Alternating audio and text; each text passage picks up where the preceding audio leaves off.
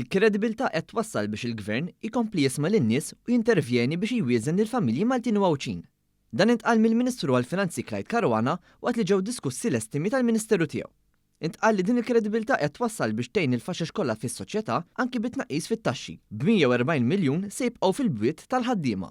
Dal-Gvern qed jagħmel ħafna, se jkompli jagħmel ħafna f'dan il-qasam, imma fl-aħħar mill-aħħar irridu naraw li dak kollu li jsir ikompli jżomm fuq quddiem il-kredibilità għax hekk xejn dik hija l-aktar karatteristika importanti sabiex pajjiż f'dan il-qasam ikompli jeċċella. Il-Ministru Clyde Caruana tkellem dwar is-sussidji fl-enerġija li dawn se jkomplu jingħataw anki s-sena d-dieħla.